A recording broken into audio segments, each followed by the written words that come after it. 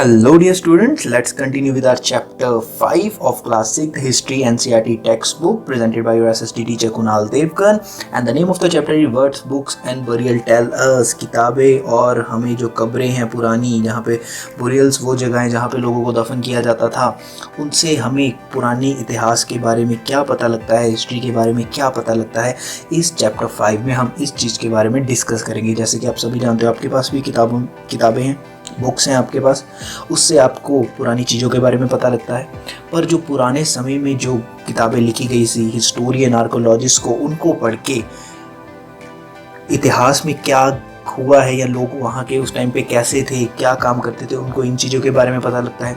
जो पुराने बरियल्स हैं जहाँ पे लोगों को दफनाया जाता था, उनके साथ जो सामान भी दफनाया जाता था, उन सामान को देख के वो लोग क्या करते थे, वो लोग कैसे थे, उनकी सोसाइटी कैसी थी, वो किन चीज़ों का इस्तेमाल करते थे, हमें इन चीज़ों के बारे में पता लगता है। तो इस चैप्टर में हम इस चीज़ के ऊपर फोकस करेंगे। पहले हम कि बुक से क्या पता लगता है, फिर हम बात करेंगे कि हमें बुरियल से क्या पता लगता है। तो चलो शुरू करते हैं। जो वर्ल्ड की जो सबसे पुरानी किताबें हैं वो हैं हमारे वेदास। वेदास जो हैं वो वर्ल्ड की सबसे पुरानी बुक्स में आते हैं। और हमारे कितने वेदास हैं? हमारे 4 वेदास हैं। उनके नाम है ऋग्वेद, सामवेद, यजुर्वेद, अथर्ववेद। कौन से? ऋग्वेद, सामवेद, यजुर्वेद और अथर्ववेद। इसको हम इंग्लिश में बोलते हैं ऋग्वेदा, सामवेदा, यजुर्वेदा, अथर्ववेदा। ठीक है, तो इनमें से बच्चों जो सबसे पुराना वेद है उसका नाम है ऋग्वेद, जिसे माना जाता है ये जो आज से 3500 ईयर्स पहले इसको कंपोज किया गया था। और इसको जो कंपोज किया गया है, इसको वैदिक संस्कृत में कंपोज किया गया है। जो ये वैदिक संस्कृत है, आज के टाइम पे जो हम लोग संस्कृत पढ़ते हैं स्कूलों में, उससे ये अलग है। जो वैदिक संस्कृत है वो उस टाइम की संस्कृत है।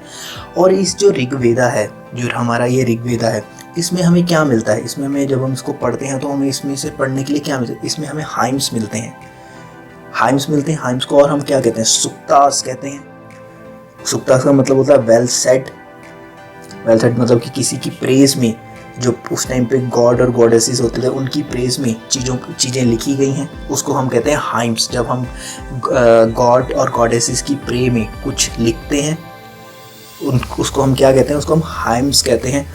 ठीक है, तो ये जो हाइम्स थे ये किन के बारे में लिखे गए थे? ये हाइम्स लिखे गए थे कुछ गॉड्स के बारे में, जैसे अग्नि है जिसको हम गॉड ऑफ फायर कहते हैं, इंद्रा है जिसको हम लड़ाई का देवता कहते हैं, गॉड ऑफ वॉर कहते हैं, सोमा है, सोमरस सभी ने सुना होगा कि शराब या सोमरस, प्लांट्स, जो प्लांट था from which the special drink are prepared, जहाँ से जो प्लांट से ये ड्रिंक बनाई जाती थी, उस गॉड के बारे में लिखा हुआ है। ये जो ऋग्वेदा में हाइम्स लिखे गए हैं, ये किन के द्वारा लिखे गए हैं? ये ऋषियों, सेजिस के द्वारा लिखे गए हैं। और इसमें से कुछ जो हाइम्स हैं वो वुमेन्स के द्वारा भी लिखे गए हैं। सिर्फ मेल्स ही इन हाइम्स को नहीं लिखते थे, वुमेन्स भी इन हाइम्स को लिखती थी। इनको रीड नहीं किया जाता था, इनको जोर जोर से रिसाइट किया जाता था, जैसे हम भजनों को रिसाइट करते हैं। और बाकी लोग इसको सुनते थे, जब वो उनको सुनते थे उनके दिमाग में भी ये याद हो जाते थे। और ऐसा नहीं कि इसको 3500 ईयर्स पहले ही लिख दिया गया था, इसको कंपोज किया गया था।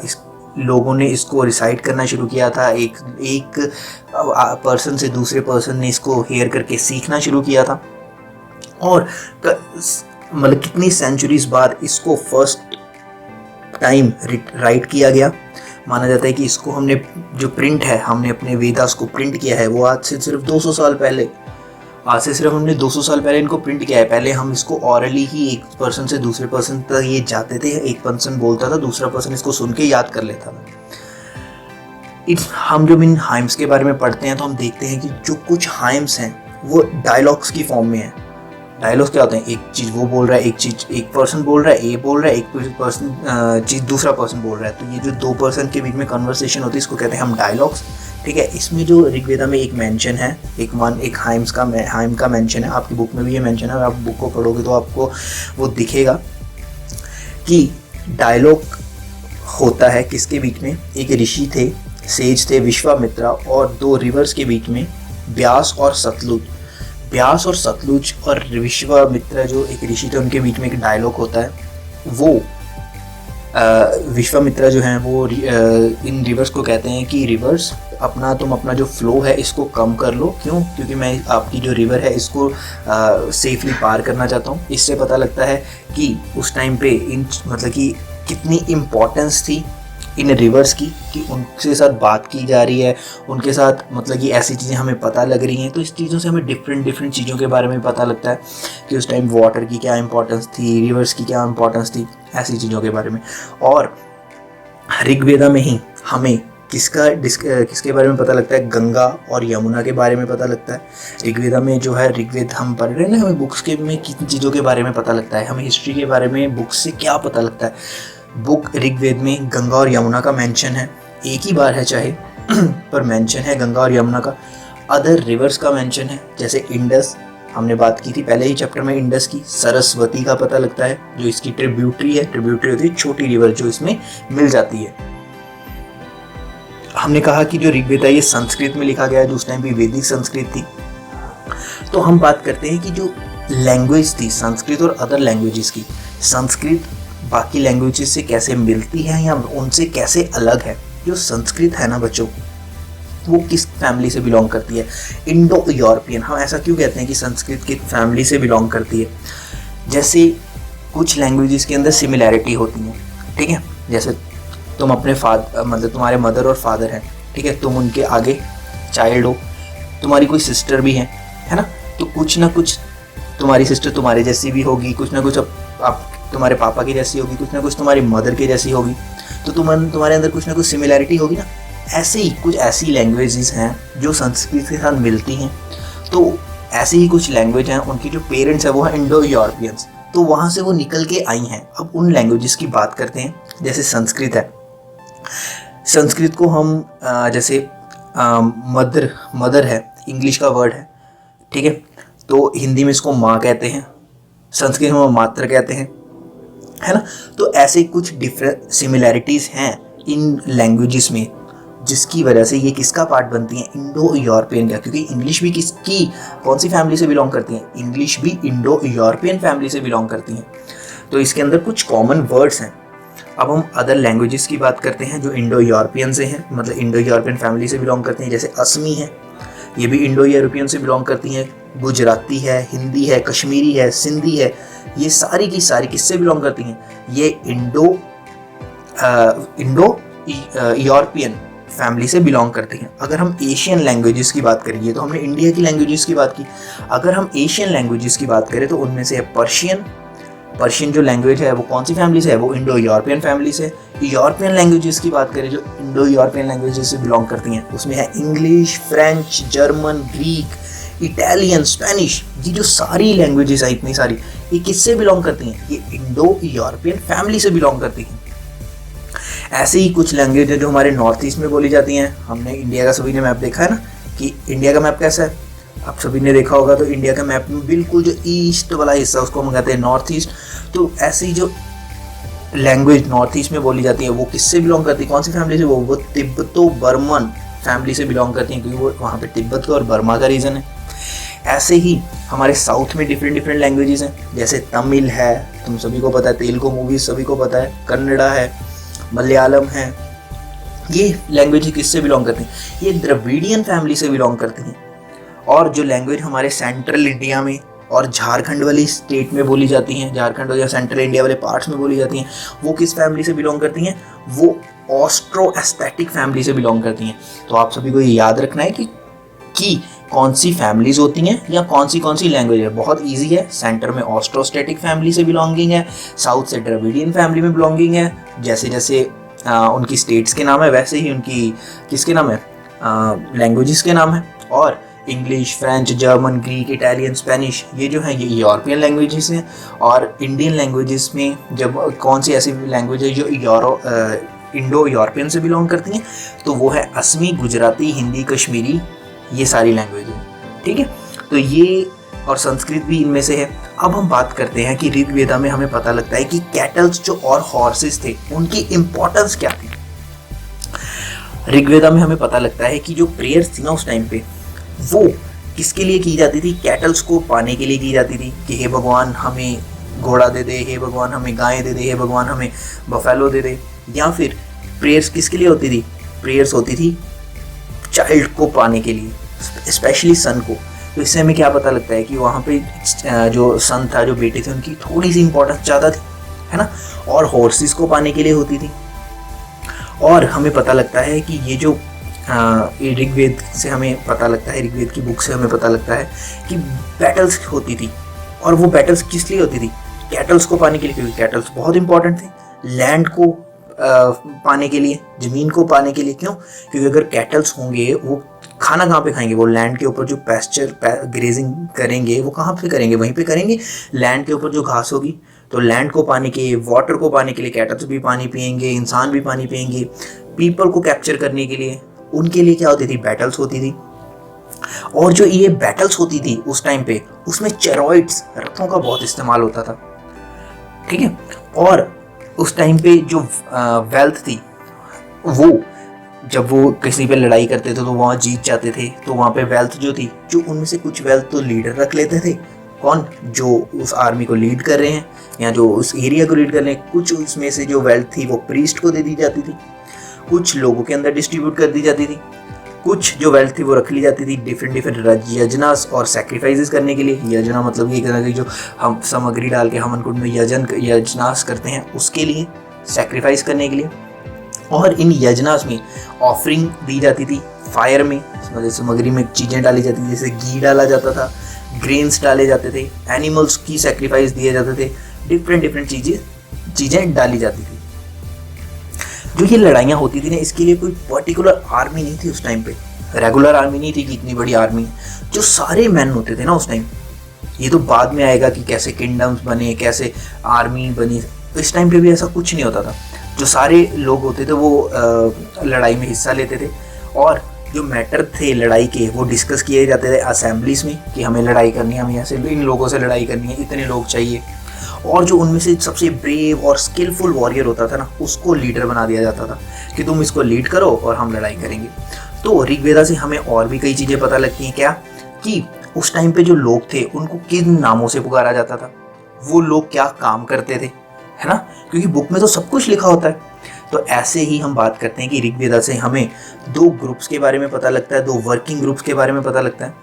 एक तो है प्रीस्ट, वो लोग जो रिचुअल्स को परफॉर्म करते थे, और दूसरे वो लोग, दूसरे कौन से लोग? दूसरे राजास। दूसरे कौन लोग थे? दूसरे थे राजास। राजास का काम क्या था? वो उनके पास ये वो वाले राजास नहीं है जो हम आज के टाइम पे देखते हैं कि जो राजास थे उनके पास बड़े बड़े आर्मीज हैं, बड़े बड़े पैलेसेस हैं, कैपिटल्स हैं। ये वो वाले राजा नहीं थे, ये बस वो राजास थे जो उस आर्मी को, उस एरिया के ऊपर हल्का सा कंट्रोल करते थे, ठीक है। वो लोगों के साथ मिलते थे, वो लोगों से थोड़ा श्रेष्ठ थे, उनके पास ज़्यादा पैसा था, ठीक है। और ऐसा नहीं था कि उनका जो सन है वो आगे जाके राजा बन जाएगा, ऐसा भी नहीं था। ये बस वो राजास थे जो इन आर्मीज को लीड करते थे, उन एरियाज में उनकी थोड़ी डोमिनेंस थी। तो हमें दो लोगों के बारे में पता लगा, दो ग्रुप्स के बारे में लगा। एक प्रीस्ट थे, एक राजास थे। जो प्रीस्ट थे वो रिचुअल्स को परफॉर्म करते थे, अलग अलग चीज़ें, जैसे अलग अलग हवन होते हैं, कोई ना कोई पूजा होती है, वो करते थे। और राजा का काम था क्या था? वो अपनी आर्मी को लीड करते थे, अलग अलग जगह उसको कैप्चर करते थे, लैंड को कैप्चर करते थे, कैटल्स को कैप्चर करते थे। ऐसे ही हमें और दो वर्ड्स के बारे में पता लगता है ऋग्वेदा से, जिससे हमें कम्युनिटी के बारे में पता लगता है, आम लोगों के बारे में पता लगता है। एक वर्ड है जना। आज के टाइम पे भी हम हिंदी में जना वर्ड का यूज़ करते हैं, किसके लिए? आम लोगों के लिए, कि ये जना है, ये जन है, ठीक है, ये जनास है। मतलब कितने सारे लोगों को हम कहते हैं ये जना है। विश के बारे में पता लगता है एक वर्ड के बारे में, जिससे आगे चल के वर्ड बना वैश्या। और ऐसे ही कुछ विश और जना जो है हमें ऋग्वेदा में मेंशन उनके नेम भी मिलते हैं, जैसे पुरु जना और विश, कि पुरु के जन और विश इस एरिया में, भारत जना और विश भारत में रहने वाले, यदु जना और विश।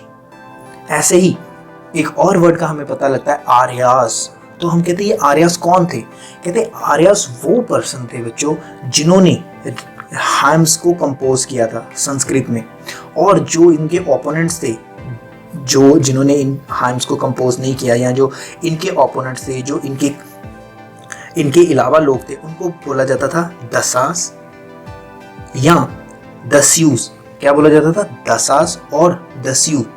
और ये जो लोग थे ये सैक्रिफाइस परफॉर्म नहीं करते थे, ये डिफरेंट लैंग्वेजेस बोलते थे। तो इसी से ही आगे दसा और दस्यु से जाके एक वर्ड बनता है दासा, क्योंकि ये जो लोग थे ये इनको सही नहीं मानते थे, जो आर्यास थे ये दसास को सही नहीं मानते थे। तो ये इनको कहते थे तुम हमारे स्लेव्स बन जाओ, तो ये इनके दासा बन जाते थे, जिससे वर्ड दसा बना, दास से बना दसा। और इनकी जो फीमेल काउंटर पार्ट होती थी उनको बना लेते थे दासी, स्लेव्स जिनको हम कहते हैं। और ये जो लोग थे, जो लोग वॉर में पकड़े जाते थे, उनको अपनी प्रॉपर्टी की तरह ट्रीट करते थे कि तुम्हें हमने वॉर में जीत लिया है तो तुम वो करोगे जो हम कहेंगे। तो इससे हमें कंपोजिशन ऑफ ऋग्वेदा का पता लगता है कि जो ऋग्वेदा है उनकी कंपोजिशन जो थी वो नॉर्थ वेस्ट में हुई थी, north west of the Indian सब कॉन्टिनेंट पे ऋग्वेदा बना।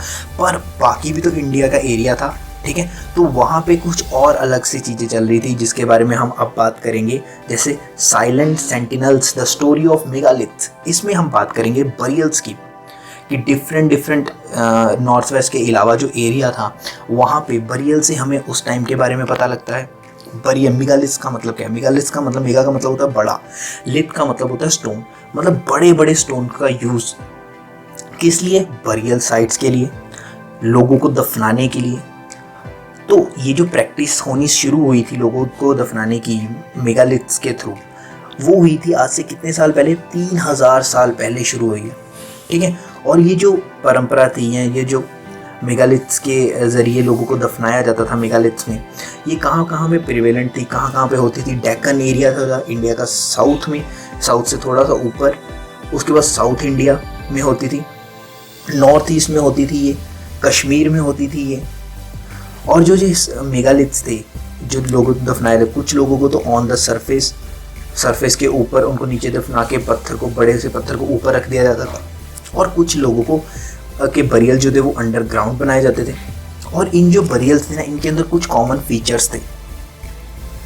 जो डेड्स थे उनको बरीड किया जाता था यहाँ पे, और उनके साथ डिस्टिंक्टिव पोट्स रखे जाते थे जो ब्लैक और रेड वेयर के बने होते थे, कि उनको दफना दिया गया, उनके साथ उनका सामान रख दिया गया, उनके टूल्स रख दिए जाते थे, उनके वेपन्स रख दिए जाते थे जो आयरन के बने होते थे। तो हमें यहाँ इससे क्या पता लगता है कि वो लोग पोट्स का इस्तेमाल करते थे जो ब्लैक और रेड कलर के थे। हमें पता लगता है कि ये लोग टूल्स का इस्तेमाल करते थे, वेपन्स का इस्तेमाल करते थे, आयरन का इस्तेमाल करते थे। और इनके अलावा हमें इन बरियल्स में और क्या मिलता है? इनके अलावा हमें हॉर्स के स्केलेटन मिलते हैं, हॉर्स के इक्विपमेंट मिलते हैं, ऑर्नामेंट्स मिलते हैं, स्टोन के बने हुए, गोल्ड के बने हुए। तो इन्हीं सारी चीज़ों से हमें कुछ और सोसाइटी के बारे में भी पता लगता है, इनकी सोशल डिफरेंसेस, की इनके अंदर कोई ऊंच नीच थी, इनके अंदर कोई भेदभाव था, इसके बारे में पता लगता है। ऐसा माना जाता है कि जो स्केलेटन्स के साथ ये सामान पड़ा ना, ये इन्हीं पर्सन्स का सामान था जो ये यूज़ करते थे। तो क्या था कि कुछ ग्रेव्स थी उनमें तो किसी में तो बहुत सारा सामान मिलता है, किसी में बहुत कम सामान मिलता है। तो कहते हैं कि जिसमें ज़्यादा सामान मिल रहा है वो रिच पर्सन था, और जिसमें कम सामान मिल रहा है वो गरीब पर्सन था। हमें यहाँ पे ऑब्जेक्ट्स मिलते हैं गोल्ड के, कॉपर के, और फ्यू पोट्स मिलते हैं। तो ऐसा माना जाता है कि यहाँ पे एक स्टेटस डिफरेंस था, कुछ लोग रिच थे, कुछ लोग गरीब थे, कुछ लोग चीफ्स थे मतलब कि उस टाइम के मंत्री थे जो, ठीक है। तो उनके पास तो नेचुरली बात है, उनके जब वो मरेंगे तो उनके साथ ज़्यादा सामान ही वो उनका रखेंगे। कुछ लोग जस्ट फॉलोअर्स थे। तो इन चीज़ों से हमें पता लगता है कि जो पुरानी टाइम के ये बरियल्स थे, इनमें हमें जो चीज़ें मिलती हैं लोगों के बारे में, लोगों की सोसाइटी के बारे में, वो क्या चीज़ें इस्तेमाल करते थे उसके बारे में। तो ऐसा माना जाता है कि जो कुछ बरियल्स जो थे वो एक फैमिली के लिए स्पेशली बनाए गए थे, कि मैं उस बरियल में उस फैमिली के मेंबर्स को दफनाया जाता था, ठीक है। तो ऐसा कैसे पता लगा? क्योंकि हमें एक ही बरियल में कई बार कितने सारे स्केलेटन्स मिलते हैं।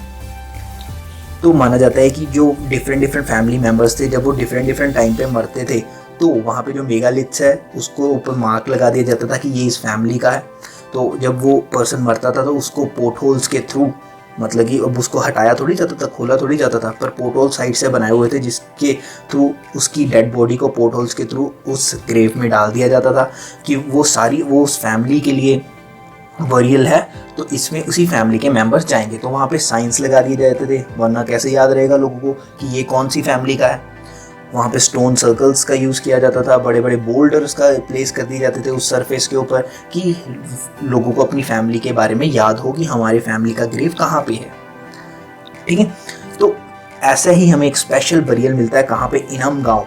ये याद रखना है, ये आपके चैप्टर में, आपकी बुक में इस चैप्टर इनम गांव की केस स्टडी दी हुई है। अब देखो कि इनम गांव लोकेटेड, इनम गांव वैसे है महाराष्ट्र में। ये जो साइट है ये गोड रिवर के किनारे पर है। जो गोड किसकी ट्रिब्यूटरी है, ये भीमा रिवर की ट्रिब्यूटरी है। यहाँ पे जो हमें बरियल मिलते हैं, यहाँ पे अडल्ट्स को बरीड किया जाता था और उनको स्ट्रेट लिटा दिया जाता था और उनका जो हेड था वो नॉर्थ की ओर कर दिया जाता था। कुछ टाइम मानते हैं कि कुछ जो बरियल्स थे वो लोगों के घरों में ही थे और इनके बरियल्स के साथ वेसल्स को प्लेस किया जाता था डेड पर्सन की। अब हमें इतने ज़्यादा इन स्केलेटन्स मिल रहे हैं तो बड़ा डिफ़िकल्ट होता है कि पता करना कि ये स्केलेटन मेल का है या फीमेल का है। तो इसी मतलब की चीज़, क्योंकि अब तो लोग आर्कोलॉजिस्ट एंड हिस्टोरियंस ने क्या किया, उन्होंने अच्छे से इनकी स्टडी करनी शुरू की कि ये मेल का है या फीमेल का है। तो पता लगना शुरू हो गया कैसे, रिप्स से, क्योंकि जो मेल्स होती हैं उनकी रिप्स ज़्यादा विड्थ में ज़्यादा बड़ी होती हैं एज़ कम्पेयर टू मेल। तो ऐसे ही हमें एक पुरानी और बुक है जिसमें इन्हीं स्केलेटन्स के बारे में हमें पता लगता है। वो बुक किसके द्वारा लिखी गई है, वो एक बहुत फेमस फिजिशियन हुए जिनका नाम था चरक। उन्होंने एक बुक लिखी थी जिसका नाम था चरक संहिता, जिसको हम कहते हैं बुक ऑन मेडिसन। तो उन्होंने अपनी बुक में मेंशन किया था कि ह्यूमन बॉडी में 360 बोन्स होती हैं, पर आज के टाइम पे हमें पता है कि 200 बोन्स हम डिस्कस करते हैं। पर उन्होंने टीथ्स को डाल के, ठीक है, लिम्स को डाल के, बहुत चीज़ों को इंक्लूड करके, तो हम ये इन चीज़ों से हमें ये पता लगता है कि उस टाइम पे जो फिजिशियन थे वो कितने ज़्यादा हाईटेक मतलब साइंटिफिकली सोच रहे थे, ह्यूमन बॉडी के बारे में जानते थे। तो इन चीज़ों के बारे में हमें हिस्ट्री में पता लगता है। जो वो लोग थे इनम गाँव पे, वो डिफरेंट ऑक्यूपेशंस भी करते थे। हमें फाइंडिंग्स में सीड्स मिलते हैं इनम गाँव से, तो हमें पता लगता है ये खेती भी करते थे। हमें डिफरेंट एविडेंसेस मिलते हैं डिफरेंट क्रॉप्स के, जैसे वीट है, बार्ले है, जौ हैं, आपके राइस हैं, चावल हैं, पल्सेस हैं, मिलेट्स हैं, पीस हैं, सीसम हैं।